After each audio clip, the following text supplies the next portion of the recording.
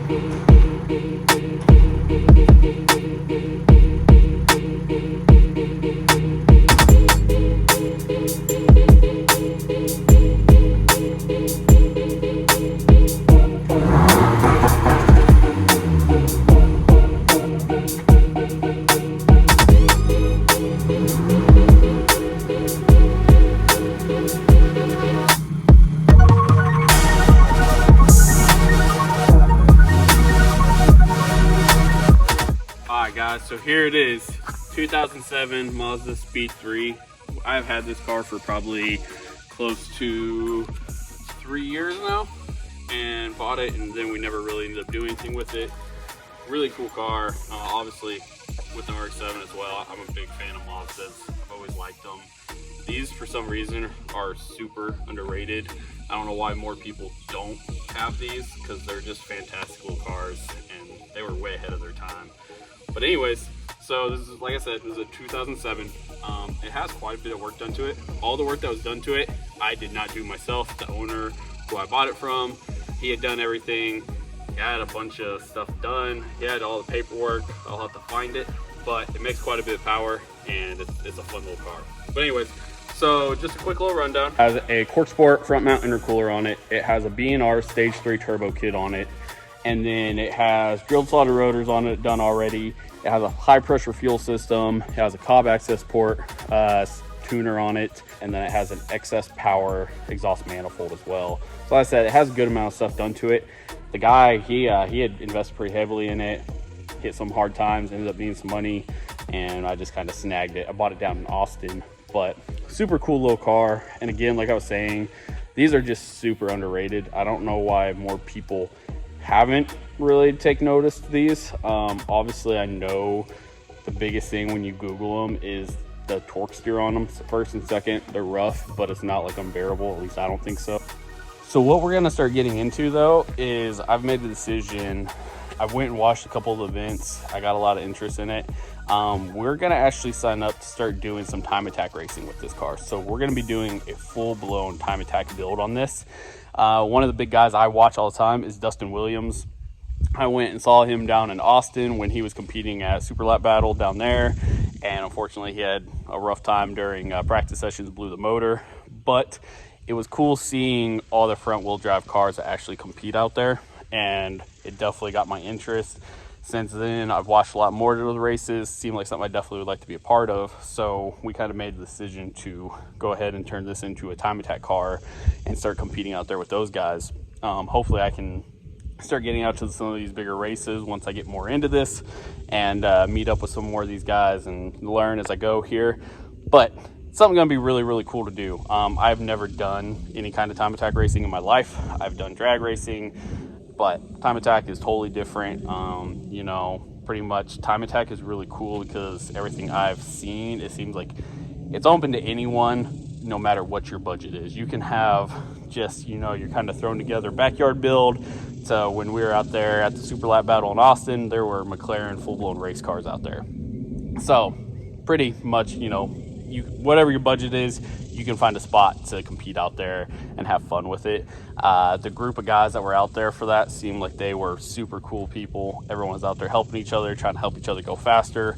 Like they're a little bit more willing to give you a hand when it comes down to it. So definitely something that has made me want to gravitate more towards it. So roughly what we have on this already, like I've already mentioned, is we've already got wheels and tires on the way. We pick those up tomorrow. So we'll be doing a unveiling of those and an install. Then also we have got an aero kit that we've ordered. So we're gonna be putting full-blown aero on this, and hopefully that'll help us kind of tie stuff in out there at the track. And then also one of the other things that's done to this car is it has BC coilovers on it already as well. So like I said, there's a lot of good stuff on here, and it should make it a pretty competitive little car for what it is off the bat. Like I don't feel like I'm totally underpowered and going into it with a bone stock car, thankfully, because that want to be a whole lot of fun. And it's always nice when you pick up someone else's build and save some of that money, because generally that's the best way to do it. What else we got? We also have a Yellow Speed Racing big brake kit that I went ahead and picked up for this. That's already here at the house, so we're going to be doing an unveiling unboxing of that. But anyways, guys, so this is her. I'm going to go ahead and turn the camera around one more time, kind of give a quick little run through, show it, let you guys take a look at it. It's super dirty. Like I said, this thing has literally been sitting in my shop for a while. I bought this thing and just never ended up doing anything else with it. Runs amazing. We're actually going to take it over to a buddy of mine's mechanic shop, and I'm gonna have him do the VVT kit on it, because that's one of those things on these, once they get around about 100,000 miles, you want to do it, because if it lets loose, it takes out everything. So this one has 97,000 miles on it, I believe, but we're gonna do that. And then we're also going to be doing a set of cams on it as well. Since we're already going to be right there, I figured we might as well just try to add a little bit more extra power as well and get that where we can. All right, so here it is. It had these wheels on it already. They came with some new Nittos that are actually really nice, so I'll keep these just for spares. But really nice little car. The only damages it really has, sorry, it's Texas summer and it's hot as heck out here, the guy had his brother-in-law back into it and he had a ball hitch, so he dented the hood right here, and then also he bumped the fender right here, so it has a dent right in here. I've already picked up a new fender, so we're gonna be getting that taken care of and getting that knocked out. But other than that, this car is really nice. God, that is really bright, sorry guys. But these little hot hatches are fun. If you've never driven one, I will be the first to tell you, like, you need to go drive them. They are a blast, and especially these little 6-speed cars. You can just rip gears, so definitely worth checking out. But this is it. Super cool. I'm excited for this. This is gonna be a totally new thing for me, and hope you guys are excited to kind of follow me along as I get into this and start trying to compete in it more. So anyways, guys, that's it. This is gonna be the other thing we're gonna be working on while we're on standby, waiting to get some of this RX7 content knocked out.